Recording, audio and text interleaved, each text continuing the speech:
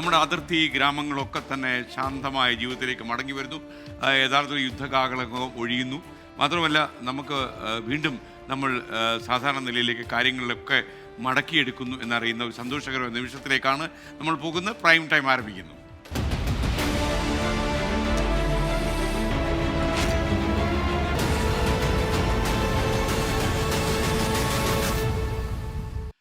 പ്രിയപ്പെട്ട പ്രേക്ഷകർക്കെല്ലാം ഒരിക്കൽ കൂടി സ്വാഗതം. പ്രൈം ടൈം തുടരുകയാണ്.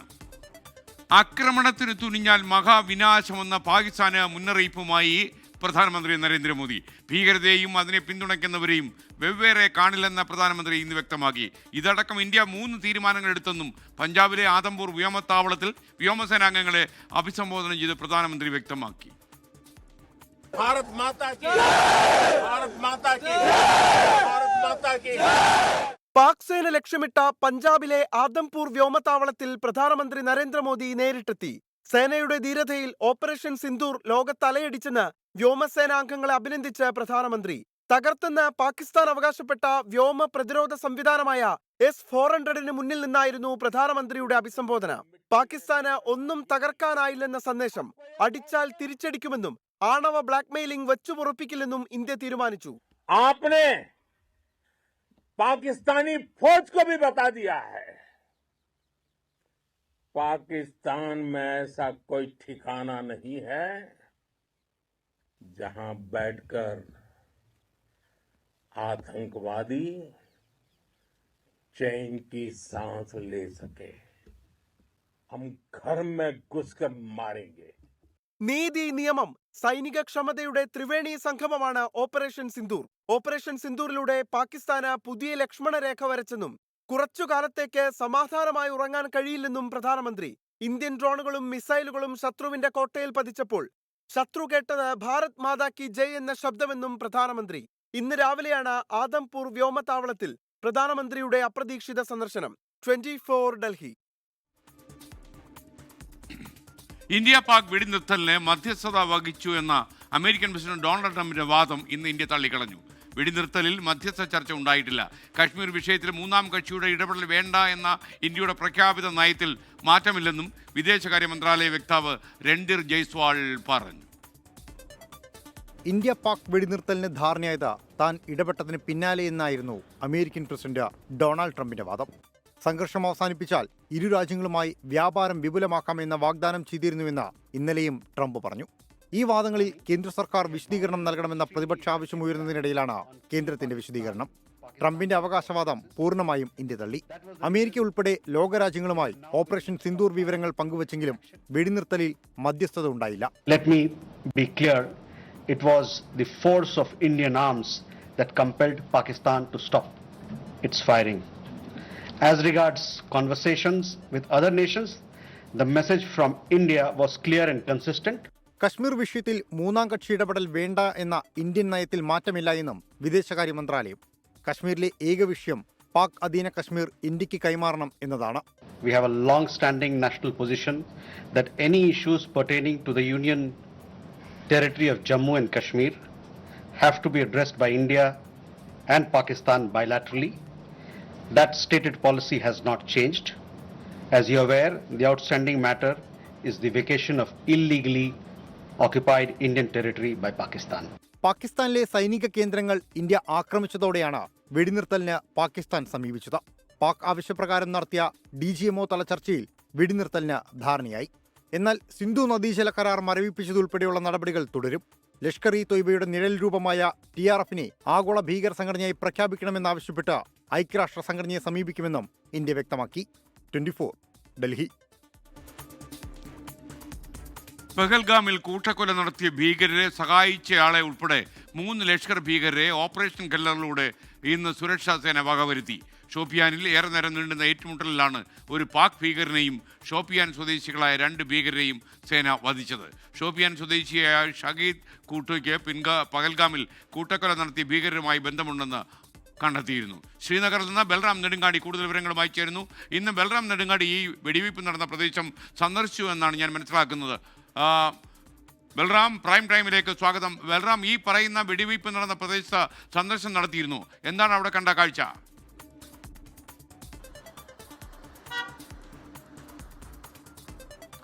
SKN ഷോപ്പിയാനിലെ കെല്ലർ എന്ന ഒരു ഗ്രാമീണ പ്രദേശമാണ് ഈ ഏറ്റുമുട്ടൽ നടന്നത്. ഇവിടെ ഈ ഗ്രാമത്തിലെ റോഡിൽ നിന്നും ഏതാണ്ട് 4 കിലോമീറ്റർ ഉള്ളിലായി വനമേഖലയിലായിരുന്നു ഏറ്റുമുട്ടൽ ഉണ്ടായിരുന്നത്. ഈ പ്രദേശം എന്നുള്ളത് ഷോപ്പിയാൻ, ഒപ്പം തന്നെ കുൽഗാം, അനന്ത്നാഗ് എന്നീ മേഖലകളുടെ മധ്യത്തിലായി വരുന്ന ഒരു പ്രദേശമാണ്. പ്രാദേശിക ഭീകരവാദികളുടെ സ്ഥിരം സാന്നിധ്യമുള്ള ഒരു പ്രദേശമാണ്. ഈ ഓപ്പറേഷൻ പെഹൽഗാം ഭീകരാക്രമണത്തിന് ശേഷം ഈ ഭീകരവാദികൾക്ക് വേണ്ടി നടന്ന ഓപ്പറേഷനിൽ ഏറ്റവും കൂടുതൽ പേരെ കസ്റ്റഡിയിലെടുത്തിരിക്കുന്നത് ഈ മേഖലയിൽ നിന്നാണ്. അതുകൊണ്ട് തന്നെ മേഖല സുരക്ഷാ സേനയുടെ സജീവ നിരീക്ഷണത്തിലായിരുന്നു. ഇന്നലെ രാത്രി 11 മണിയോടുകൂടിയാണ് ഓപ്പറേഷൻ കെല്ലർ എന്ന ഈ ഭീകരവാദികൾക്ക് വേണ്ടിയുള്ള ഓപ്പറേഷൻ ആരംഭിച്ചത്. ഭീകരവാദ സാന്നിധ്യം ഈ മേഖലയിൽ ഉണ്ട് എന്നുള്ള വിവരത്തിന്റെ അടിസ്ഥാനത്തിലായിരുന്നു സുരക്ഷാ സേന ഇവിടെ എത്തിയത്. തുടർന്ന് ആരംഭിച്ച തെരച്ചിലിൽ ഇന്ന് രാവിലെ 10 മണിയോടുകൂടിയാണ് ഭീകരവാദികളുടെ താവളം കണ്ടെത്തിയത് വനത്തിനുള്ളിൽ. തുടർന്ന് എന്നാൽ ഭീകരവാദികൾ സുരക്ഷാ സേനയ്ക്ക് നേരെ വെടിയുതിർക്കുകയായിരുന്നു. ഈ ഒരു ഘട്ടത്തിൽ സൈന്യം ശക്തമായി തിരിച്ചടിച്ചു. ആദ്യഘട്ടത്തിൽ ഒരു ഭീകരനെയാണ് വധിച്ചത്. പാക് ഭീകരവാദിയാണ് കൊല്ലപ്പെട്ടത് എന്നും ലഷ്കർ ഇ തൊയ്ബ ഭീകരനാണ് എന്നും ജമ്മു കശ്മീർ പോലീസ് അറിയിച്ചു. തുടർന്നും ഏറ്റുമുട്ടൽ ഏതാണ്ട് പിന്നീട് മണിക്കൂറുകൾ നീണ്ടു. ഒടുവിലാണ് 3 ഭീകരവാദികളെയും വധിച്ചിരിക്കുന്നത്. അതിൽ കൊല്ലപ്പെട്ട ഭീകരൻ എന്നുള്ളത് ഷാഹിദ് അഹമ്മദ് കൂട്ടെ. ഇയാൾ നേരത്തെ തന്നെ പഹൽഗാം ഭീകരാക്രമണം നടത്തിയ ഭീകരവാദികൾക്ക് സഹായം നൽകിയതായി കണ്ടെത്തിയിരുന്നു. അവർക്ക് യാത്രാ സൗകര്യം, ഒപ്പം തന്നെ താമസ സൗകര്യം അടക്കമുള്ളവ ഇയാൾ ഒരുക്കി നൽകിയിരുന്നു എന്ന് കണ്ടെത്തുകയും തുടർന്ന് ഇയാൾക്ക് വേണ്ടി തെരച്ചിൽ നടത്തുകയും ഈ ഏറ്റുമുട്ടൽ നടന്ന ഷോപ്പിയാനിലെ തന്നെ ഈ കെല്ലർ മേഖലയിൽ നിന്ന് ഏതാണ്ട് 15 കിലോമീറ്റർ അകലെയുള്ള ഇയാളുടെ വീട് സുരക്ഷാ സേനയും പ്രാദേശിക ഭരണകൂടവും ചേർന്ന് തകർക്കുകയും ചെയ്തിരുന്നു. 2023 ഈ ലഷ്കർ ഇ തൊയ്ബയിൽ അംഗമായ ഇയാൾ ഇപ്പോൾ കമാൻഡർ റാങ്കിലാണ് പ്രവർത്തിക്കുന്നത് എന്നും സമീപകാലത്തായി പ്രദേശത്ത് നടന്ന 3 ഭീകരവാദി ആക്രമണങ്ങൾ, അത് ഒരു ജർമ്മൻ പൗരനും ഡ്രൈവർക്കുമെതിരെ നടന്ന ആക്രമണം, വെടിവെപ്പ് അടക്കമുള്ള 3 ഭീകരവാദി ആക്രമണങ്ങളിൽ ഇയാൾക്ക് പങ്കുള്ളതായി വ്യക്തമായ തെളിവ് അന്വേഷണ ഏജൻസികൾക്ക് ലഭിച്ചിട്ടുണ്ട്. ഒപ്പമുള്ള മറ്റൊരു ഭീകരൻ അദ്നാൻ ദർ എന്നുള്ളതും ഇയാൾ 2024 മുതൽ സജീവ അംഗമാണ് ലഷ്കർ തൊയ്ബയിൽ എന്ന് കണ്ടെത്തിയിട്ടുണ്ട്. ഇയാൾക്കെതിരെയും 2 കേസുകൾ നിലവിലുണ്ട്, ഭീകരാക്രമണ കേസുകൾ. ഈ 3 പേരെയും വധിച്ചു. മൂന്നാമതായി കൊല്ലപ്പെട്ട ഭീകരവാദി പാകിസ്ഥാൻ സ്വദേശിയാണ് എന്ന് തിരിച്ചറിഞ്ഞിരിക്കുന്നു. നുഴഞ്ഞുകയറിയെത്തിയ ഈ ഭീകരന്റെ കൂടുതൽ വിവരങ്ങൾ ലഭ്യമാകേണ്ടതുണ്ട് എന്നാണ് സുരക്ഷാ സേന അറിയിക്കുന്നത്. ഈ പ്രദേശത്ത് പഹൽഗാം ഭീകരാക്രമണത്തിൽ പങ്കെടുത്ത ഭീകരർക്ക് വേണ്ടിയുള്ള നോട്ടീസുകൾ പതിച്ചതിന് പിന്നാലെയാണ് ഈ ഭീകര താവളം സംബന്ധിച്ചുള്ള വിവരം സുരക്ഷാ സേനയ്ക്ക് ലഭിച്ചത്. ഈ മേഖലയിൽ എന്തായാലും കൂടുതൽ തെരച്ചിലുകൾ നടത്തും എന്ന് തന്നെയാണ് സുരക്ഷാ സേനയുമായി ബന്ധപ്പെട്ട് ലഭ്യമാകുന്ന വിവരം. കാരണം കടുത്ത തോതിൽ ഭീകരവാദ സാന്നിധ്യം ഉള്ള ഒരു പ്രദേശമാണ് ഈ മേഖല. പ്രാദേശികമായി ഭീകരവാദികൾക്ക് സഹായം ഒരുക്കുന്ന ഒട്ടേറെ പേർ ഈ പ്രദേശത്ത് ഉണ്ട് എന്നാണ് സുരക്ഷാ സേനയ്ക്ക് ലഭിച്ചിരിക്കുന്ന വിവരം. SKN. Okay, thank you. Balram നെടുങ്ങാടിയാണ് വിവരങ്ങൾ നൽകിയത്. ഇന്ത്യ പാകിസ്ഥാൻ വെടിനിർത്തൽ പ്രഖ്യാപനം നിലവിൽ വന്ന ശേഷം അതിർത്തിയിലെ സാഹചര്യം ഇന്ത്യ നിരീക്ഷിച്ചു വരികയാണ്. അതിർത്തിയിൽ രാത്രി വീണ്ടും ഡ്രോണുകൾ എത്തിയതിൽ പാകിസ്ഥാൻ ഇന്ത്യ പ്രതിഷേധം അറിയിക്കും. അതിനിടെ പഹൽഗാം ഭീകരാക്രമണവുമായി ബന്ധപ്പെട്ട് 3 ഭീകരർക്കായി സൈന്യം ലുക്കൌട്ട് നോട്ടീസ് ഇന്ന് പുറത്തിറക്കി. രാജ്യത്തെ അഭിസംബോധന ചെയ്ത് പ്രധാനമന്ത്രി നരേന്ദ്രമോദി സംസാരിച്ചതിന് പിന്നാലെയാണ് ജമ്മുവിലെയും പഞ്ചാബിലെയും സ്ഥലങ്ങളിൽ ഡ്രോൺ സാന്നിധ്യം കണ്ടെത്തിയത്. 12 ഡ്രോൺ വരെ എത്തിയതിനെ തുടർന്ന് അതിർത്തികളിൽ ബ്ലാക്ക് ഔട്ട് പ്രഖ്യാപിച്ചു.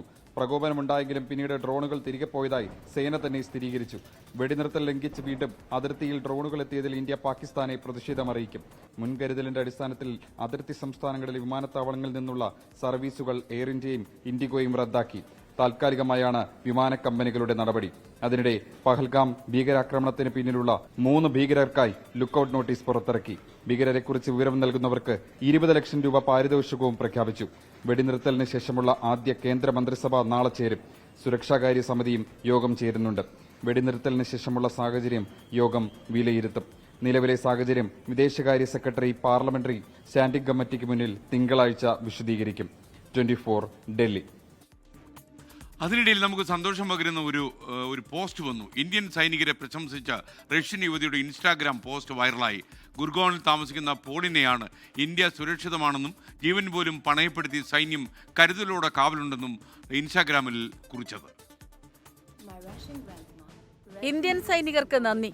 എനിക്കിവിടെ സമാധാനമായി ഉറങ്ങാം. സേന ഉറങ്ങാതെ കാവലുള്ളപ്പോൾ ഞാൻ എന്തിനു ഭയക്കണം? ഇതാണ് എന്റെ വീട്.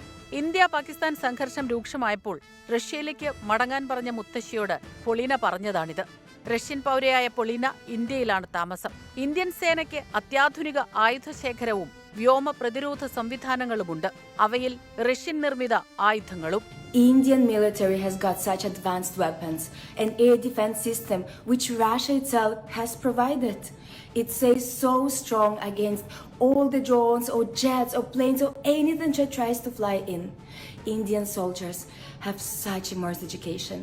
സംഘർഷം രൂക്ഷമായപ്പോഴും ജനങ്ങൾക്ക് സമാധാനത്തോടെ ജീവിക്കാൻ കഴിഞ്ഞത് ഇന്ത്യൻ സേനയുടെ അർപ്പണ മനോഭാവവും ധൈര്യവും കാരണം. സൈനികർക്ക് നന്ദി.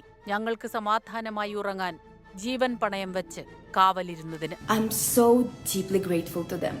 I'm so deeply grateful to them for their dedication, and I'm so deeply grateful to them that I can call India my peaceful home. Research desk 24. India Pakistan സംഘർഷത്തിന് പിന്നാലെ ഡൽഹിയിലെ പാകിസ്ഥാൻ ഹൈക്കമ്മീഷനിലെ പാക് ഉദ്യോഗസ്ഥനെതിരെ നടപടി വന്നിരിക്കുന്നു. ഔദ്യോഗിക പദവിക്ക് നിരക്കാത്ത പ്രവർത്തനങ്ങൾ ഏർപ്പെട്ടതിനാണ് ഈ നടപടി.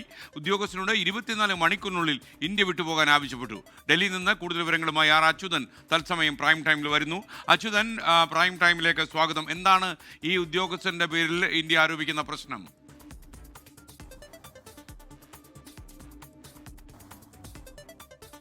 എസ്കെയിൻ, ഇന്ത്യ പാക്കുമായി ബന്ധപ്പെട്ടിട്ടുള്ള നയതന്ത്ര ബന്ധമെല്ലാം പൂർണ്ണമായി വിച്ഛേദിച്ച അവസ്ഥയിലാണ്. മാത്രമല്ല രാജ്യസുരക്ഷയുമായി ബന്ധപ്പെട്ടിട്ടുള്ള ചില കർശന നടപടികൾ ഇതിനോടകം തന്നെ സ്വീകരിച്ച സാഹചര്യവുമുണ്ട്. എല്ലാ തരത്തിലുള്ള കാര്യങ്ങളും രാജ്യത്തിനകത്ത് നിരീക്ഷിച്ചു വരികയാണ്. ചില ചാരസംഘടനകൾ ഇന്ത്യക്കകത്ത് നടക്കുന്ന സൈനിക വിഷയങ്ങൾ ഉൾപ്പെടെ നടപടികൾ ഉൾപ്പെടെയുള്ള വിവരങ്ങൾ ചോർത്താൻ ശ്രമിക്കുന്നു എന്നതും നമ്മൾ കഴിഞ്ഞ മണിക്കൂറിൽ അതുമായി ബന്ധപ്പെട്ട് എല്ലാവരും ജാഗ്രതയോടെ ഇരിക്കണമെന്നും കേന്ദ്ര സർക്കാർ നിർദ്ദേശിക്കുകയുണ്ടായി. എന്തായാലും അതിനു പിന്നാലെയാണ് ഇപ്പോൾ ഈ ഡൽഹിയിലെ പാകിസ്ഥാൻ ഹൈക്കമ്മീഷനിലെ പാക് ഉദ്യോഗസ്ഥനെതിരെ ഇപ്പോൾ ഒരു നടപടി ഉണ്ടായിരിക്കുന്നത്. അതിന്റെ പശ്ചാത്തലം എന്നുള്ളത് ഈ ഔദ്യോഗിക പദവിക്ക് നിരക്കാത്ത തരത്തിലുള്ള പ്രവർത്തനങ്ങളിൽ ഏർപ്പെട്ടു എന്നതാണ് ഇപ്പോൾ കണ്ടെത്തിയിരിക്കുന്നത്. അതിന്റെ അടിസ്ഥാനത്തിലാണ് ഇദ്ദേഹത്തിനെതിരെ നടപടി ഉണ്ടായിരിക്കുന്നത്. അതായത് രാജ്യത്തിന് അസ്വീകാര്യനായ വ്യക്തി എന്ന് പ്രഖ്യാപിക്കുകയാണ് ഉണ്ടായിരിക്കുന്നത്. ആ ഉദ്യോഗസ്ഥനോട് 24 മണിക്കൂറിനുള്ളിൽ ഇന്ത്യ വിടാനുള്ള കർശന നിർദ്ദേശവും നൽകിക്കഴിഞ്ഞു. ഇതുമായി ബന്ധപ്പെട്ടിട്ടുള്ള ഉത്തരവ് ഹൈക്കമ്മീഷന് നൽകുകയും ചെയ്തിരിക്കുകയാണ്. എന്തായാലും ഈ രാജ്യത്തിന് നിരക്കാത്ത രീതിയിലുള്ള പ്രവർത്തനങ്ങൾ ഈ വ്യക്തിയുടെ ഭാഗത്തുനിന്നുണ്ടായി, ഈ ഉദ്യോഗസ്ഥന്റെ ഭാഗത്തുനിന്നുണ്ടായി എന്ന് നിരീക്ഷിച്ചുകൊണ്ടാണ്, കണ്ടെത്തിക്കൊണ്ടാണ് ഇപ്പോൾ നടപടി ഉണ്ടായിരിക്കുന്നത്. SKN. Thank you. ആർ അച്യുതനാണ് വിവരങ്ങൾ നൽകിയത്. ഐക്യത്തോടെ മുന്നോട്ട് പോകണമെന്ന സംസ്ഥാനത്തെ കോൺഗ്രസ് നേതാക്കൾക്ക് കോൺഗ്രസ് ഹൈക്കമാൻഡിന്റെ നിർദ്ദേശം. പാർട്ടിയിലെ തമ്മിലടി വരാൻ പോകുന്ന തെരഞ്ഞെടുപ്പുകളിലെ വിജയ സാധ്യതയെ ഒരു കാരണവശാലും ബാധിക്കരുത്. ഒന്നിച്ചു നിന്നാൽ ജയിച്ചു കയറാമെന്നും രാഹുൽ ഗാന്ധി അടക്കമുള്ള നേതാക്കൾ ഇന്ന് പറഞ്ഞു. ഡൽഹിയിൽ നിന്നും കൂടുതൽ വിവരങ്ങളുമായി അജീഷ് ജയകുമാർ തത്സമയം ചേരുകയാണ്. അജീഷ്, പ്രൈം ടൈമിലേക്ക് സ്വാഗതം.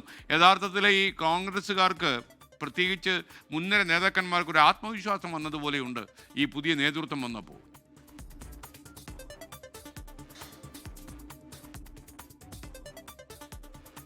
SKN അങ്ങനെ തന്നെയാണ്. ഈ നേതൃമാറ്റത്തിൽ ചില നേതാക്കൾക്ക് അവർക്ക് വേണ്ട കൂടിയാലോചന നടത്തിയില്ലെന്ന് ചില പരാതികളുണ്ടായിരുന്നു. ഈ പരാതിക്കിടെയാണ് പുതിയ ടീം ഇന്ന് AICC-യിലെത്തി ഹൈക്കമാൻഡുമായി കൂടിക്കാഴ്ച നടത്തിയത്. പ്രധാനമായും വരുന്ന തദ്ദേശ നിയമസഭാ തെരഞ്ഞെടുപ്പിനായി ഒരുങ്ങാൻ വേണ്ടിയിട്ടുള്ള നിർദ്ദേശമാണ് ഹൈക്കമാൻഡ് പുതിയ ടീമിന് നൽകിയത്. K Muraleedharan, K Sudhakaran, Mullappally Ramachandran, VM Sudheeran തുടങ്ങിയ മുൻ അധ്യക്ഷന്മാരെ ക്ഷണിച്ചിട്ടുണ്ടായിരുന്നെങ്കിലും അവർ ഈ യോഗത്തിൽ പങ്കെടുത്തില്ല.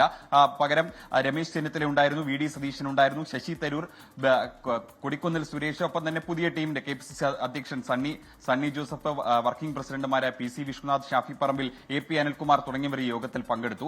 തമ്മിലടി ഒരു കാരണവശാലും വരുന്ന തെരഞ്ഞെടുപ്പിനെ ബാധിക്കാൻ പാടില്ല. പാർട്ടി ഐക്യത്തോടെ തന്നെ മുന്നോട്ട് പോകണം.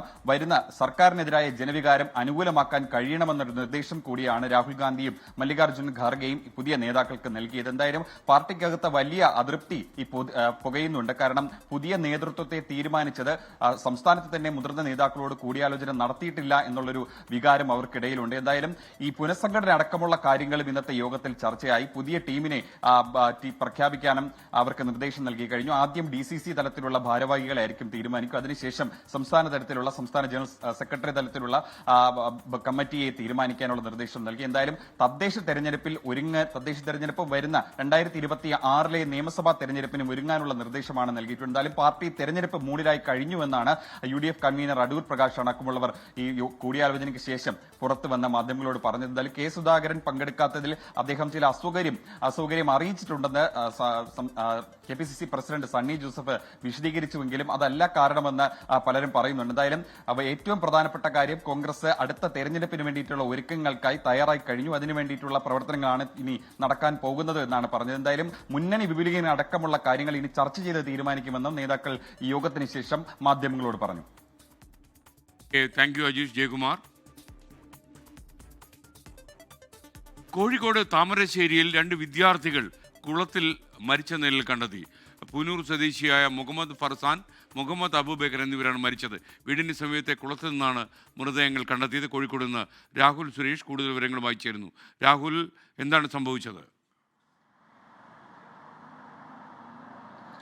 SKN കോഴിക്കോട് താമരശ്ശേരിയിൽ നിന്നും അതിദാരുണമായ സംഭവമാണ് ഇപ്പോൾ പുറത്തു വരുന്നത്.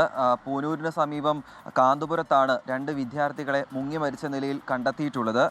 കാന്തപുരം സ്വദേശികളായിട്ടുള്ള അബ്ദുൾ റസാഖിൻ്റെ മകൻ മുഹമ്മദ് ഫർസാൻ, മുഹമ്മദ് സാലിയുടെ മകൻ മുഹമ്മദ് അബൂബക്കർ തുടങ്ങി 2 വിദ്യാർത്ഥികളാണ് മരിച്ചിട്ടുള്ളത്. അതിൽ മുഹമ്മദ് ഫർസാൻ 9 വയസ്സും മുഹമ്മദ് അബൂബക്കറിന് 8 വയസ്സുമാണ് ഉള്ളത്. ഇരുവരുടെയും വീടിന് സമീപമുള്ള കുളത്തിൽ നിന്നുമാണ് മൃതദേഹങ്ങൾ കണ്ടെത്തിയിട്ടുള്ളത്. ഈ നാട്ടുകാരുമായി ബന്ധപ്പെടുമ്പോൾ നമുക്ക് ലഭ്യമാകുന്ന വിവരം, ഇന്ന് വൈകിട്ട് 4 മണി മുതൽ ഈ 2 കുട്ടികളെയും കാണാനില്ലായിരുന്നു. അതിൻ്റെ അടിസ്ഥാനത്തിൽ നാട്ടുകാരും ബന്ധുക്കളും ചേർന്ന് പരിശോധന നടത്തുകയായിരുന്നു, തെരച്ചിൽ നടത്തുകയായിരുന്നു. ഏതാണ്ട് 7 മണിയോടുകൂടിയാണ് ഈ ഇരുവരുടെയും വീടിന് സമീപമുള്ള കുളത്തിൽ നിന്നും ഈ മൃതദേഹങ്ങൾ കണ്ടെത്തുന്നത്. ഉടൻ തന്നെ പൂനൂരിലെ സ്വകാര്യ ആശുപത്രിയിലേക്ക് 2 പേരെയും എത്തിച്ചെങ്കിലും അപ്പോഴേക്കും മരണം സംഭവിച്ചു എന്നാണ് ഇപ്പോൾ നമുക്ക് ലഭ്യമാകുന്ന വിവരം. ഇപ്പോൾ ബാലുശ്ശേരി പോലീസിന്റെ നേതൃത്വത്തിൽ ഇൻക്വസ്റ്റ് നടപടികൾ പുരോഗമിക്കുകയാണ്. അതിനുശേഷം കോഴിക്കോട് മെഡിക്കൽ കോളേജിലേക്ക് 2 പേരുടെയും മൃതദേഹങ്ങൾ മാറ്റും. നാട്ടുകാർ പറയുന്ന കാരണം ഈ കുളിക്കാൻ പോയതാണോ അതോ ചൂണ്ടയിടാൻ വേണ്ടി പോയതാണോ എന്ന കാര്യത്തിലൊരു വ്യക്തതയില്ല. എങ്ങനെയാണ് കുളത്തിന് സമീപം 2 വിദ്യാർത്ഥികൾ എത്തിയത് എന്ന കാര്യത്തിലൊരു വ്യക്തതയില്ല. എന്താണെങ്കിലും അതിദാരുണമായ സംഭവമാണ് ഈ രാത്രിയിൽ താമരശ്ശേരിയിൽ നിന്നും വരുന്നത്. Thank you Rahul Suresh. ഇനി നമുക്കൊരു ചെറിയ ഇടവേള എടുക്കണം. ഇടവേള കഴിഞ്ഞു വരുമ്പോൾ എറണാകുളം ഫോർട്ട് കൊച്ചിയിൽ നിന്നും പ്രായപൂർത്തിയാകാത്ത കുട്ടികളെ കാണാനില്ല. മുഹമ്മദ് അഫ്രീദ്, മുഹമ്മദ് ഹാഫീസ്, ആദിൽ മുഹമ്മദ് എന്നിവരെയാണ് കാണാതായിരിക്കുന്നത്. ഇന്ന് രാവിലെ 10:30 മണിയോടെയാണ് കുട്ടികളെ കാണാതായതെന്നാണ് അമൽ സുരേന്ദ്രൻ റിപ്പോർട്ടിൽ പറയുന്നത്. അമൽ സുരേന്ദ്രൻ ഈ വാർത്തയുടെ കൂടുതൽ വിശേഷങ്ങളുമായി ഇടവേള കഴിഞ്ഞ് പ്രൈം ടൈമിൽ ചേരും. എല്ലാ പ്രേക്ഷകർക്കും ഒരിക്കൽ കൂടി സ്വാഗതം. ഇപ്പോൾ ഒരു തീപിടുത്തത്തിൻ്റെ വാർത്ത വരുന്നുണ്ട്. തിരുവല്ല പുളിക്കീഴ് ബിവറേജസ് ഔട്ട്ലെറ്റിൽ വൻ അഗ്നിബാധ എന്ന വാർത്ത വി ജയശങ്കർ പത്തനംതിട്ടയിൽ റിപ്പോർട്ട് ചെയ്യുന്നുണ്ട്. കൂടുതൽ വിവരങ്ങൾ അറിവായി വരുന്നതേയുള്ളൂ. എറണാകുളം ഫോർട്ട് കൊച്ചിയിൽ നിന്നും പ്രായപൂർത്തിയാകാത്ത കുട്ടികളെ കാണാനില്ല. മുഹമ്മദ് അഫ്രീദ്, മുഹമ്മദ് ഹാഫീസ്, ആദിൽ മുഹമ്മദ് എന്നിവരെയാണ് കാണാതായിരിക്കുന്നത്. രാവിലെ 10:30 മണിയോടെയാണ് ഈ കുട്ടികളെ കാണാതായിരിക്കുന്നത്. അമൽ സുരേന്ദ്രൻ വിവരങ്ങൾ നൽകും. എന്താണ് അമൽ സുരേന്ദ്രൻ സംഭവിച്ചത്? ഈ കുട്ടികളെക്കുറിച്ച് എന്തെങ്കിലും വിവരം ലഭിച്ചിട്ടുണ്ടോ? SKN അക്ഷരാർത്ഥത്തിൽ നാട്ടുകാരും കുടുംബക്കാരും എല്ലാം ഈ കുട്ടികളെ കാണാതായതിനെ തുടർന്ന് വല്ലാത്തൊരു ആശങ്കയോട് കൂടിയാണ് ഇപ്പോഴും തുടരുന്നത്. ഇന്ന് രാവിലെ 10:30ക്കാണ് 3 കുട്ടികളെ ഫോർട്ട് കൊച്ചിയിൽ നിന്ന് കാണാതാകുന്നത്. മുഹമ്മദ് അഫ്രീദ്, മുഹമ്മദ് ഹാഫിസ്, ആദിൽ മുഹമ്മദ് എന്ന പേരായ 3 കുട്ടികളെയാണ് കാണാതായത്. 15 വയസ്സുള്ള 2 കുട്ടികളെയും 13 വയസ്സായ ഒരു കുട്ടിയെയുമാണ് കാണാതായത്. ഇതിൽ ഈ കുട്ടികൾ കാണാതായതിനെ തുടർന്ന് വീട്ടുകാരെല്ലാം പോലീസിനെ സമീപിക്കുന്ന ഒരു സാഹചര്യം ഉണ്ടായിരുന്നു. ഇതിനെ തുടർന്ന് പോലീസ് വ്യാപകമായി തിരച്ചിലാണ് റെയിൽവേ സ്റ്റേഷനുകളിലും അന്യ സംസ്ഥാനങ്ങളിലെ പോലീസുമായി ബന്ധപ്പെടുന്ന സാഹചര്യം പോലും ഉണ്ടായിരുന്നു. ഏതായാലും നമുക്ക് വീട്ടുകാരോട് തന്നെ ചോദിക്കാം. ഇപ്പോൾ നിങ്ങൾ സംസാരിക്കാൻ പറ്റുന്ന ഒരു അവസ്ഥയിലാണെങ്കിൽ മാത്രം പറയുക. കുട്ടികളെ കണ്ടെത്തുന്നതിന് വേണ്ടിയിട്ടുള്ള ശ്രമങ്ങളിലാണ് നമ്മളെല്ലാവരും ഉള്ളത്. ഏറ്റവും അടുത്ത സമയത്ത് തന്നെ നമുക്ക് അവരെ കണ്ടെത്തുവാനും സാധിക്കും. പക്ഷേ അവർ എങ്ങനെയായിരുന്നു അവരെ കാണാതെ ഒരു സാഹചര്യം എങ്ങനെയായിരുന്നു? രാവിലെ 10 മണി മുതൽ ഇവരെ വീട്ടിൽ അന്വേഷിച്ചപ്പോൾ കാണാനില്ല. കൂട്ടുകാരന്മാരുടെ ചോദിച്ചു, കൂട്ടുകാരന്മാർ പറഞ്ഞറിയില്ല എന്ന് പറഞ്ഞു. പിന്നെ ഡബ്ബ നോക്കിയപ്പോൾ ഡബ്ബയിൽ ഉണ്ടായ 3000 രൂപ കാണുന്നില്ല. പിന്നെ ഫോണിൽ ഇവരടിച്ചിട്ടുണ്ട്, കൊച്ചി ടു ഗോവാന്നും പറഞ്ഞിട്ട് ഫോണിൽ അടിച്ചിട്ടുണ്ട്. ട്രാവൽ ടിക്കറ്റിൻ്റെ പൈസയും ഇതെല്ലാം അവർ നോക്കിയിട്ടുണ്ട്. അങ്ങനെ ട്രാവൽ സ്റ്റേഷനിലൊക്കെ മുഴുവനും ഞങ്ങൾ അന്വേഷിച്ചു. അവിടെ ഒന്നും കണ്ടിട്ടില്ല. പറയാൻ ഡ്രൈവിങ്ങിൽ അവിടെ പിന്നെ പോലീസ് സ്റ്റേഷനിലൊക്കെ ചെന്ന് കംപ്ലയിൻറ്റ് കൊടുത്തിട്ടുണ്ട്. ഇത് നേരം വരെ ഒരു അറിവുമില്ല. പിന്നെ ഫേക്ക് ന്യൂസ് തന്നെ ഉണ്ട്, മറ്റേ ഷൊർണൂർ വെച്ച് കണ്ടിട്ടുണ്ടെന്നും പറഞ്ഞിട്ട്. അത് വെറുതെ പറഞ്ഞതാണ്. പോലീസുകാരുടെ ചോദിച്ചപ്പോൾ അങ്ങനത്തെ ഒരു സംഭവം ഇല്ല എന്നാണ് പറഞ്ഞേക്കണത്. ഇപ്പോൾ ഇവരുടെ കൂട്ടുകാരോട് സംസാരിച്ചിരുന്നു. ആ കൂട്ടുകാരുമായി കുട്ടികൾ എങ്ങനെയാണ് ഇങ്ങനെ ഒരു യാത്ര പോകുന്നതോ അല്ലെങ്കിൽ മറ്റെങ്ങോട്ടെങ്കിലും പോകുന്നതോ ഒക്കെ ആയിട്ടുള്ള കാര്യങ്ങൾ ചർച്ച ചെയ്യുക എന്തെങ്കിലും ഉണ്ടായിട്ടുണ്ടോ? ഒരു കൂട്ടുകാരൻ്റെ പറഞ്ഞിട്ടുണ്ടായിരുന്നു, ഇങ്ങനെ ഗോവക്ക് പോവും അല്ലെങ്കിൽ ബാംഗ്ലൂർ പോകുമെന്ന് ഒരു കൂട്ടുകാരൻ്റെ പറഞ്ഞിട്ടുണ്ടായിരുന്നു 2 ദിവസത്തിന് മുമ്പ്. മുൻപ് ഇവരിങ്ങനെ യാത്ര പോകാൻ താല്പര്യമുള്ള കുട്ടികളൊക്കെ തന്നെയായിരുന്നു. അങ്ങനെ പോകാറൊന്നുമില്ല. ഇടയ്ക്ക് ഞങ്ങൾ കൊണ്ടുപോകണം എവിടേക്കെങ്കിലും, അല്ലാണ്ട് അവർ ഒറ്റക്കൊന്നും ഇതുവരെ പോയിട്ടൊന്നുമില്ല. സ്കൂളിൽ നിന്നൊന്നും അങ്ങനെ വിട്ടിട്ടൊന്നുമില്ല. ഈ കുട്ടികൾ ഏതായാലും ട്യൂഷന് ചേർക്കാൻ, അതായത് ഈ കുട്ടികളിൽ ഒരാളെ ട്യൂഷന് ചേർക്കാൻ വെച്ചിരുന്ന 3000 രൂപ എടുത്തിട്ടുണ്ട് എന്നാണ് ഈ 2 കുട്ടികളുടെ പിതാവായ അദ്ദേഹം നമ്മളോട് പറഞ്ഞത്. ഏതായാലും കുട്ടികൾക്ക് വേണ്ടിയുള്ള വ്യാപക തിരച്ചിലാണ് ഫോർട്ട് കൊച്ചി പോലീസിന്റെ നേതൃത്വത്തിൽ നടന്നുകൊണ്ടിരിക്കുന്നത്. ഈ കുട്ടികൾ പോകുന്ന ഒരു സമയത്ത് അവർ മാസ്ക്, ഈ തൊട്ടടുത്തുണ്ടായിരുന്ന ഒരു കടയിൽ നിന്ന് 3 മാസ്കുകൾ വാങ്ങി കയ്യിൽ കരുതിയിരുന്നു എന്നൊരു പ്രദേശവാസി പറയുന്ന ഒരു സാഹചര്യം ഉണ്ടായിട്ടുണ്ട്. ഏതായാലും ഈ ഒരു വാർത്ത 10:30 കൂടി ഉണ്ടാവുന്നതിന് ശേഷം കേരളത്തിന്റെ പല ഭാഗങ്ങളിൽ നിന്നായി കുട്ടികൾക്ക് വേണ്ടിയുള്ള തിരച്ചിൽ നടക്കുന്നുണ്ട്. അപ്പോൾ ഈ കുട്ടികളെ കിട്ടിയെന്ന തരത്തിൽ തെറ്റിദ്ധാരണ പടർത്തുന്ന തരത്തിലുള്ള ഒരു വാർത്തകൾ ഉണ്ടാകുന്നുണ്ട്. അത് ആരും വിശ്വസിക്കരുത്. ഏതായാലും കുട്ടികൾക്ക് വേണ്ടിയിട്ടുള്ള തിരച്ചിലാണ് നാട് മൊത്തം ഇപ്പോൾ ഉള്ളത്. ഏതായാലും ഏറ്റവും അടുത്ത മുഹൂർത്തത്തിൽ തന്നെ കുട്ടികളെ കണ്ടെത്താൻ സാധിക്കും എന്ന പ്രതീക്ഷയോടെയാണ് നമ്മളെല്ലാവരും ഉള്ളത്. SKN. Okay, thank U. എന്തായാലും കുട്ടികളെ കാണുന്നവരോ ഈ ചിത്രം നിങ്ങൾ ഒന്നുകൂടെ നോക്കിക്കൊള്ളുക പ്രേക്ഷകർ. ഈ കുട്ടികളെ കാണുന്നവർ അടുത്ത പോലീസ് സ്റ്റേഷനിലോ അല്ലെങ്കിൽ ബന്ധുക്കളുമായോ ബന്ധപ്പെടണം എന്നാണ് നമ്മൾ പറയുന്നത്. ഒരിക്കൽ കൂടി കാണിച്ചു തരാം ഈ 3 ചിത്രങ്ങളും.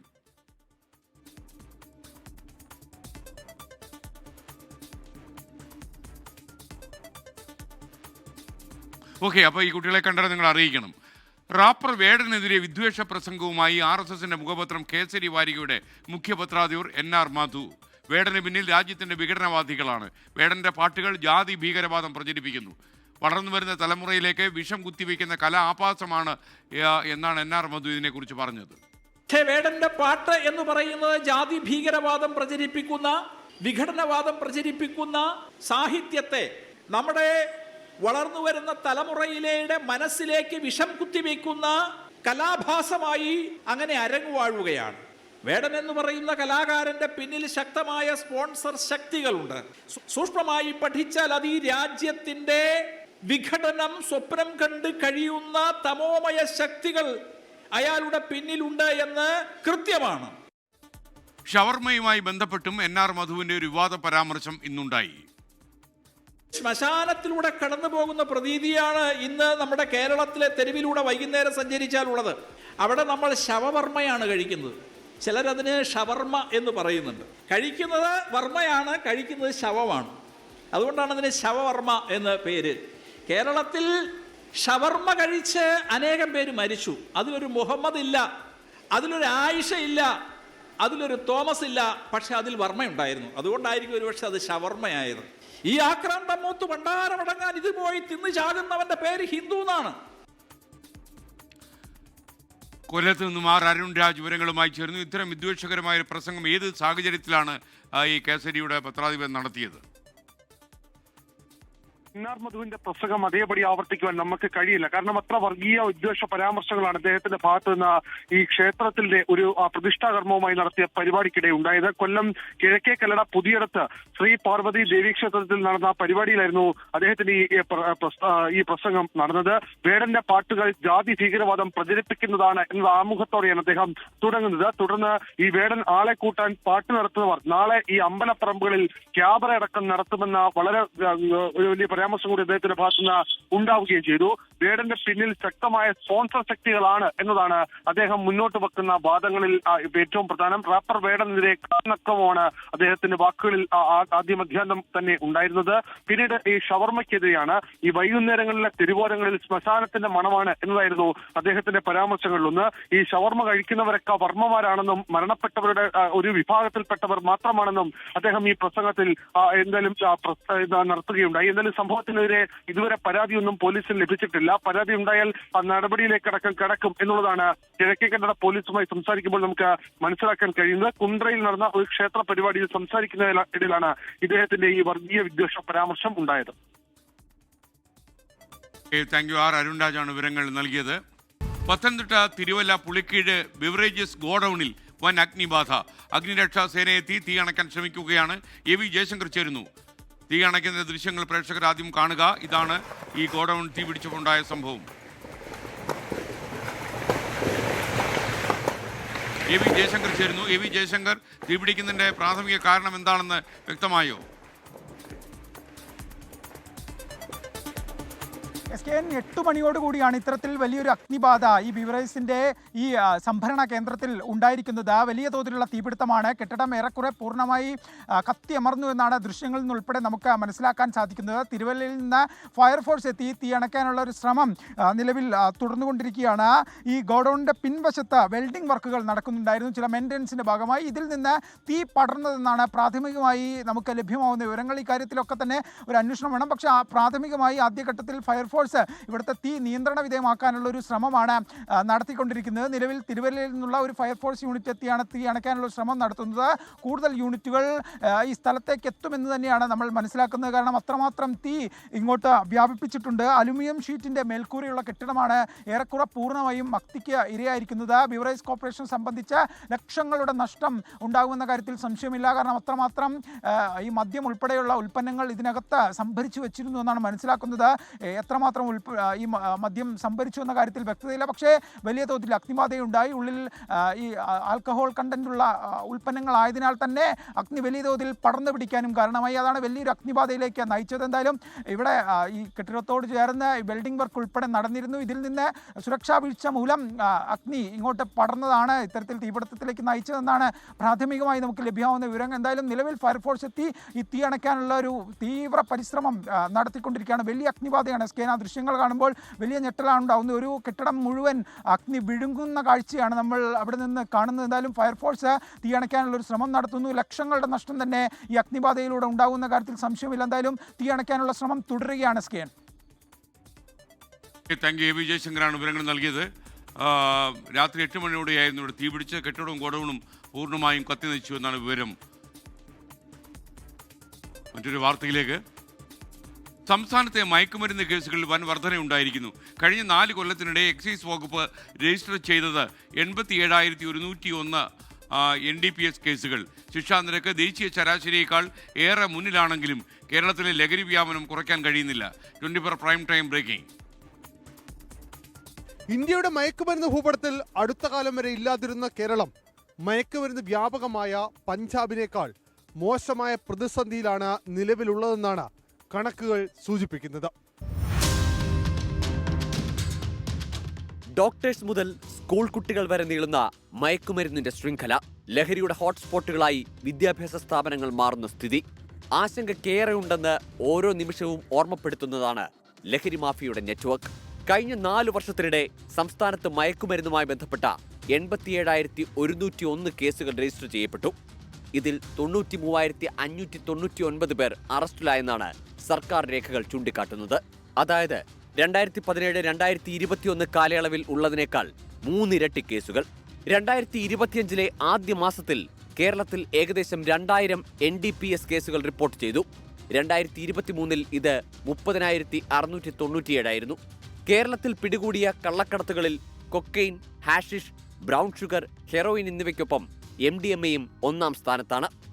ഒരു വർഷത്തിനുള്ളിൽ സംസ്ഥാനത്ത് MDMA കേസുകളുടെ എണ്ണം 65% വർദ്ധിച്ചുവെന്നാണ് പോലീസിന്റെ കണക്കുകൾ തന്നെ വ്യക്തമാക്കുന്നത്. സംസ്ഥാനത്ത് 1300-ലധികം ലഹരി വിൽപ്പന കേന്ദ്രങ്ങളുണ്ടെന്നും കണക്കുകളിൽ വ്യക്തമായി തന്നെ പ്രതിപാദിക്കുന്നുണ്ട്. മയക്കുമരുന്ന്, MDMA, മെത്ത് വകഭേദങ്ങൾ എന്നിവ കേരളത്തിലേക്ക് ഒഴുകുന്നത് ബംഗളൂരുവിൽ നിന്നാണെന്നും കണ്ടെത്തിയിട്ടുണ്ട്. പക്ഷേ നിയമ സംവിധാനങ്ങൾ നിഷ്പ്രഭരാണ്. ചെന്നൈയിൽ നിന്ന് കേരളത്തിലേക്ക് സുഗമമായി ലഹരി എത്തുന്നു. കേരളത്തിന്റെ 590 കിലോമീറ്റർ ദൈർഘ്യമുള്ള തീരപ്രദേശവും മയക്കുമരുന്ന് കടത്തിന് സഹായകരമെന്നാണ് പ്രധാന കണ്ടെത്തൽ. NDPS കേസുകളിൽ കേരളത്തിന്റെ ശിക്ഷാനിരക്ക് 98.19% ഇത് ദേശീയ ശരാശരിയേക്കാൾ 20.09% കൂടുതലും. പക്ഷേ ഫലമുണ്ടാകുന്നില്ലെന്നും കണക്കുകൾ വ്യക്തമാക്കുന്നു. വിതരണക്കാരിൽ പലരും 18-നും 24-നും ഇടയിൽ പ്രായമുള്ളവരാണ്. പോലീസിന്റെ പരിശോധന ഒഴിവാക്കാൻ അവർ പലപ്പോഴും ദമ്പതികളായി വേഷമിടുന്നുണ്ടെന്നും റിപ്പോർട്ടിൽ സൂചിപ്പിക്കുന്നു. പെൺകുട്ടികളും ലഹരി ഇടപാടിന്റെ കാരിയർമാരാകുന്നത് അന്വേഷണത്തിലടക്കം വെല്ലുവിളിയാകുന്നു. 2021-24 കാലയളവിൽ സംസ്ഥാനത്തെ മയക്കുമരുന്ന് കേസുകളിൽ 330% വർധനവുണ്ടെന്ന ഞെട്ടിപ്പിക്കുന്ന വിവരം കൂടി ഈ ഘട്ടത്തിൽ പുറത്തു വരുന്നുണ്ട്.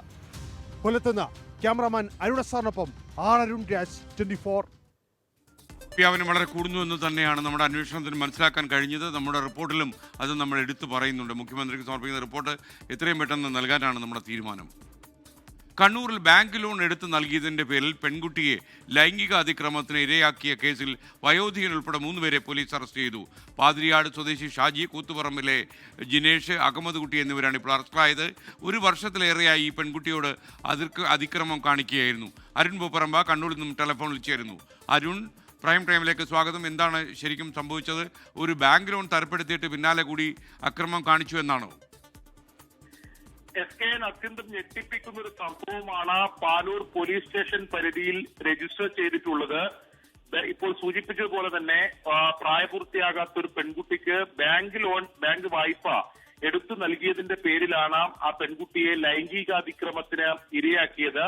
ഈ കേസിൽ ഇപ്പോൾ 3 പേരെയാണ് അറസ്റ്റ് ചെയ്തിട്ടുള്ളത്. അതിൽ ഒരു വയോധികൻ ഉൾപ്പെടെ 3 പേരെ പാനൂർ പോലീസ് അറസ്റ്റ് ചെയ്തിട്ടുണ്ട്. പാതിരിയാട് സ്വദേശി ഷാജി, കൂത്തുപറമ്പ് സ്വദേശികളായ ജിനേഷ്, അഹമ്മദ് കുട്ടി എന്നിവരെയാണ് നിലവിൽ പോലീസ് അറസ്റ്റ് ചെയ്തിട്ടുള്ളത്. കഴിഞ്ഞ വർഷമാണ് ഈ സംഭവങ്ങളുടെ തുടക്കം. അതായത് ഈ പെൺകുട്ടിയെ സമൂഹ മാധ്യമങ്ങളിലൂടെയാണ് ഈ കേസിലെ മുഖ്യപ്രതി ഷാജി പരിചയപ്പെട്ടത്. അതിനുശേഷം ഈ പരിചയം നടിക്കുകയും ഈ പെൺകുട്ടിയുടെ സാമ്പത്തിക അവസ്ഥ മനസ്സിലാക്കി ആ രീതിയിൽ ചൂഷണം നടത്തുകയും ചെയ്തു എന്നതാണ് പോലീസ് കണ്ടെത്തിയിട്ടുള്ളത്. ഈ പെൺകുട്ടി +2 ഉയർന്ന മാർക്കോടെ വിജയിച്ചതാണ്. പക്ഷേ ആ കുടുംബത്തിലെ സാമ്പത്തിക ശേഷി കൊണ്ട് തുടർ പഠനത്തിന്, അതായത് പെൺകുട്ടി ആഗ്രഹിച്ച തുടർ പഠനത്തിന് സാധിച്ചിരുന്നില്ല. ഇത് മനസ്സിലാക്കി ഈ പെൺകുട്ടിക്ക് ഷാജി വായ്പ എടുത്ത് നൽകാമെന്ന് പറയുന്നു. അങ്ങനെ ഈ അഹമ്മദ് കുട്ടിയുടെയും അതോടൊപ്പം തന്നെ ഈ ഷാജിയുടെ സഹോദരനായിട്ടുള്ള ജിനേഷിന്റെയും സഹായത്തോടെ കൂത്തുപറമ്പിലെ ഒരു ബാങ്കിൽ നിന്ന് 25,000 രൂപ വായ്പ എടുത്ത് നൽകുന്നു. ആ വായ്പ എടുത്ത് നൽകുന്നതിന്റെ പേരിൽ, അത് വായ്പ എടുത്ത് നൽകുന്നതിന് മുമ്പും ലൈംഗികാതിക്രമത്തിന് ഇരയാക്കി, വായ്പ എടുത്തു നൽകി എന്നതിന്റെ പേരിലും പിന്നീട് 1 വർഷത്തിലേറെ അതിക്രമം നടത്തി എന്നതാണ് പോലീസ് കണ്ടെത്തിയിട്ടുള്ളത്. ഈ പെൺകുട്ടി പിന്നീട് ബംഗളൂരുവിലേക്ക് പഠിക്കാൻ പോയി. ബംഗളൂരുവിലെത്തിയും ലൈംഗികാതിക്രമം നടത്തിയിട്ടുണ്ട്. അതിനുശേഷം കൂത്തുപറമ്പ് അവധിക്ക് വന്ന ഘട്ടത്തിൽ കൂത്തുപറമ്പിലെ ഒരു അടച്ചിട്ട വീട്ടിൽ വെച്ചും പീഡനം നടത്തി എന്നതാണ് ഇപ്പോൾ പാനൂർ പോലീസ് കണ്ടെത്തിയിട്ടുള്ളത്. അതിനുശേഷം ഈ പെൺകുട്ടി സമീപകാലത്തായി വളരെ ബുദ്ധിമുട്ട്, അതായത് മാനസികമായ വലിയ ബുദ്ധിമുട്ടുകൾ നേരിട്ടു. അങ്ങനെയാണ് ബന്ധുക്കൾ ഈ കാര്യങ്ങളൊക്കെ ചോദിച്ചത്. പിന്നീട് ബംഗളൂരുവിൽ നിന്ന് പഠനം നിർത്തി നാട്ടിലെത്തിയതിനു ശേഷം ബന്ധുക്കളോട് ഈ കാര്യങ്ങളെല്ലാം ഈ പെൺകുട്ടി തുറന്ന് വെളിപ്പെടുത്തുകയായിരുന്നു. അങ്ങനെയാണ് ബന്ധുക്കൾ പാനൂർ പോലീസിൽ പരാതി നൽകിയത്. ഈ പെൺകുട്ടിയുടെ വിശദമായ മൊഴി പോലീസ് രേഖപ്പെടുത്തിയതിനു ശേഷമാണ് ഈ 3 പേരെ അറസ്റ്റ് ചെയ്തിട്ടുള്ളത്. എന്തായാലും നമ്മുടെ നാട്ടിൽ ഞെട്ടിപ്പിക്കുന്ന ഒരു സംഭവമാണ് എന്തായാലും ഉണ്ടായിട്ടുള്ളത്. 1 വർഷത്തിലേറെ ഈ പെൺകുട്ടി ഈ ലൈംഗികാതിക്രമത്തിൽ, ഇത്തരം അതിക്രമങ്ങൾക്ക് ഇരയായി എന്നതാണ് ഏറ്റവും പ്രധാനപ്പെട്ട കാര്യം. എന്തായാലും പോലീസ് കർശന നടപടികളുമായി മുന്നോട്ട് പോവുകയാണ്. ഇതിൽ അഹമ്മദ് കുട്ടിയുടെ പ്രായം 70 വയസ്സിലേറെ പ്രായമുണ്ട് ഈ അഹമ്മദ് കുട്ടിക്ക് എന്നതാണ്. ഈ അഹമ്മദ് കുട്ടിയാണ് ഈ വായ്പ എടുത്ത് നൽകുന്നതിന് വേണ്ടി ഷാജിയെ സഹായിക്കുകയും പിന്നീട് കൂത്തുപറമ്പിൽ വെച്ച് ഈ പെൺകുട്ടിയെ ലൈംഗികാതിക്രമത്തിന് ഇരയാക്കുകയും ചെയ്തത് എന്ന് പോലീസ് കണ്ടെത്തിയിട്ടുണ്ട്. എന്തായാലും ഞാൻ നേരത്തെ സൂചിപ്പിച്ചതുപോലെ വളരെ ഞെട്ടിപ്പിക്കുന്ന സംഭവമാണ്. എന്തായാലും 3 പേരെ നിലവിൽ പാനൂർ പോലീസ് അറസ്റ്റ് ചെയ്തിട്ടുണ്ട്. പ്രിയപ്പെട്ട പ്രേക്ഷകർ, പ്രൈം ടൈമിലേക്ക് സ്വാഗതം. എയർടെൽ നെറ്റ്വർക്കിൽ, മൊബൈൽ നെറ്റ്വർക്കിൽ എന്തോ പ്രശ്നമുണ്ടെന്ന് കരുതി ചില പ്രേക്ഷകരൊക്കെ കമന്റ് ചെയ്യുന്നുണ്ട്. എത്രയും പെട്ടെന്ന് അത് ശരിയാക്കട്ടെ. സാങ്കേതിക പ്രശ്നമാണെന്നാണ് ഞാൻ മനസ്സിലാക്കുന്നത്. ഇപ്പോൾ ഒരു വാർത്ത, നേരത്തെ വന്ന വാർത്തയാണ്. അഡ്വക്കേറ്റ് ബെയിലിൻ ദാസിനെതിരെ കേസെടുത്ത് പോലീസ്. ജൂനിയർ അഭിഭാഷകയെ വഞ്ചൂരിൽ മർദ്ദിച്ച സംഭവത്തിലാണ് ജാമ്യമില്ലാ വകുപ്പുകൾ ചുമത്തി കേസെടുത്തിരിക്കുന്നത്. ഷാമിലിയെ ക്രൂരമായി മർദ്ദിച്ചെന്നാണ് FIR പറയുന്നത്. മുഖത്തടിച്ച് നിലത്ത് വീഴ്ത്തി എഴുന്നേക്കാൻ ശ്രമിച്ചപ്പോൾ വീണ്ടും മുഖത്തടിച്ചതായും FIRൽ പരാമർശം. അഡ്വക്കേറ്റ് ബെയിലിൻ ദാസ് ഒളിവിൽ തുടരുകയാണ്. ഇനി മറ്റൊരു വാർത്തയിലേക്ക്. ഇന്ന് വന്ന ഉച്ചകഴിഞ്ഞ് വന്ന വാർത്തയാണ്. നന്ദൻകോട് കൂട്ടക്കൊലക്കേസ് പ്രതി കേഡൽ ജിൻസൺ രാജയ്ക്ക് ജീവപര്യന്തം തടവ് ശിക്ഷ. 3 വകുപ്പുകളിലെ ശിക്ഷ പ്രത്യേകം അനുവദിക്കണമെന്ന് വിധിച്ചതോടെ കുറഞ്ഞത് 26 കൊല്ലം ഈ കേഡൽ ജയിലിൽ കിടക്കണം. പിഴയായി 15 ലക്ഷം രൂപയും തിരുവനന്തപുരം അഡീഷണൽ സെഷൻസ് കോടതി വിധിച്ചു. അച്ഛൻ രാജാതങ്കം, അമ്മ ജീൻ പത്മ, സഹോദരി കരോലിൻ, ബന്ധു ലളിത എന്നിവരെ ക്രൂരമായി കൊലപ്പെടുത്തിയ കേഡൽ ജീവിതത്തിന് നല്ല കാലം ജയിലിൽ കഴിയണം. പ്രതിക്ക് വധശിക്ഷ നൽകണമെന്നായിരുന്നു പ്രോസിക്യൂഷൻ വാദം. എന്നാൽ കൊലക്കുറ്റത്തിന് ജീവപര്യന്തവും വീടിന് തീയിട്ടതിന് 7 വർഷവും തെളിവ് നശിപ്പിച്ചതിന് 5 വർഷവുമാണ് കോടതി ശിക്ഷ വിധിച്ചത്. ആദ്യ 12 വർഷത്തെ ജയിൽ ശിക്ഷ അനുഭവിച്ച ശേഷമേ ജീവപര്യന്തം തുടങ്ങൂ. അതിനാൽ ജീവപര്യന്തത്തിന്റെ ഏറ്റവും കുറഞ്ഞ കാലയളവായ 14 വർഷം കണക്കാക്കിയാൽ പോലും 26 വർഷം കഴിഞ്ഞേ ശിക്ഷാ ഇളവിന് അപേക്ഷിക്കാൻ പോലും കേഡലിന് കഴിയുകയുള്ളൂ. സർക്കാർ അത് പരിഗണിച്ചില്ലെങ്കിൽ ജയിൽവാസം നീളും. അതുകൊണ്ട് പ്രോസിക്യൂഷൻ വിധിയെ സ്വാഗതം ചെയ്തു. ലൈഫ് ഇംപ്രസൺമെന്റ് ഈ മറ്റേ 436-ന്റെയും 201-ന്റെയും 7, 5, 12 വർഷത്തിന് ശേഷം മാത്രമേ സ്റ്റാർട്ട് ചെയ്യാവുള്ളൂ എന്ന് പറഞ്ഞത് തീർച്ചയായിട്ടും അതൊരു നല്ലൊരു വ്യൂ ആയിട്ടാണ് എൻ്റെ മനസ്സിൽ തോന്നുന്നത്. 4 വർഷം കഴിഞ്ഞിട്ട് കേരള വെളിയിലേക്ക് വരുന്ന ഒരു സിറ്റുവേഷനിൽ ഒരു വിധി വരണമായിരുന്നു. പക്ഷേ ഇവിടെ കോടതിയുടെ മനസ്സിൽ അങ്ങനെ ഒരു തോന്നലില്ലാത്തതുകൊണ്ടാണ് ഈ വിചിത്രമായ രീതിയിലൊരു വിധിന്യായം കോടതി പുറപ്പെടുവിച്ചത്. തീർച്ചയായിട്ടും അതിൽ ഹാപ്പിയാണ്. വധശിക്ഷ പ്രതീക്ഷിച്ചിരുന്നെങ്കിലും പോലീസിനും നിരാശയില്ല. നമ്മൾ ക്യാപിറ്റൽ കൊടുക്കുമെന്നാണ് ഉദ്ദേശിച്ചത്. നമ്മൾ പ്രതീക്ഷിച്ചിരുന്നത് ക്യാപിറ്റൽ കൊടുത്തില്ല. 12 വർഷം തടവ് അനുഭവിച്ചതിന് ശേഷം മാത്രമേ ജീവപര്യന്തം തടവ് തുടങ്ങത്തുള്ളൂ. അപ്പോൾ സ്വാഭാവികമായിട്ട് നമ്മൾ കൂട്ടുമ്പോൾ മിനിമം ഒരു 22 കൊല്ലം ഈ പ്രതി ജയിലിൽ കിടന്നേ മതിയാവും. നിയമത്തിൻ്റെ മുമ്പിലുള്ള പരമാവധി ശിക്ഷ കൊടുത്തിട്ടുണ്ടെന്ന് തന്നെയാണ് ഞാൻ മനസ്സിലാക്കുന്നത്. കേഡലിന്റെ മാനസിക നിലയെ ചൊല്ലിയായിരുന്നു ശിക്ഷാവിധിയിൽ വാദം നടക്കുമ്പോഴും തർക്കം. ആസ്ട്രൽ പ്രൊജക്ഷൻ അല്ലെന്നും പിതാവിനോടുള്ള വൈരാഗ്യമാണ് കൂട്ടക്കൊലപാതകത്തിന് കാരണമെന്നും പ്രോസിക്യൂഷൻ തെളിയിച്ചു. ശിക്ഷ വിധിയിൽ സംതൃപ്തിയാണ്. അതിൽ അതിൻ്റെ പീരീഡിൻ്റെ ഒരു എക്സ്റ്റൻഷൻ, അപ്പോൾ അതിൽ ഒരു സാറ്റിസ്ഫാക്ടറി ആയിട്ട് വന്നിട്ടുണ്ട്. എന്നാലും നമ്മളൊരു ക്യാപിറ്റൽ പണിഷ്മെന്റ് പ്രതീക്ഷിച്ചു. പിഴത്തുക കേഡലിന്റെ കുടുംബത്തിൽ രോഗിയായി അവശേഷിക്കുന്ന അമ്മാവൻ ജോസിന് നൽകണമെന്നാണ് കോടതി ഉത്തരവ്. തിരുവനന്തപുരം 6ാം അഡീഷണൽ സെഷൻസ് ജഡ്ജ് കെ വിഷ്ണുവാണ് ശിക്ഷ വിധിച്ചത്. 24 തിരുവനന്തപുരം. റസൂയ ഷാ ഇപ്പോൾ ഒരു മെസ്സേജ് അയച്ചിരിക്കുന്നു. ഈ എയർടെൽ ശരിയായിട്ടുണ്ട് എന്നാണ്, നെറ്റ്വർക്കിന് പ്രശ്നമുണ്ടെന്ന് ചില പ്രേക്ഷകർ കൺബോക്സിൽ കുറിച്ചപ്പോൾ അതിന് മറുപടി പോലെ വന്നിരിക്കുകയാണ്. ഇനി ഇപ്പോഴത്തെ കാലാവസ്ഥ സമർപ്പിക്കുന്നത് Berger paints 100 years of trust.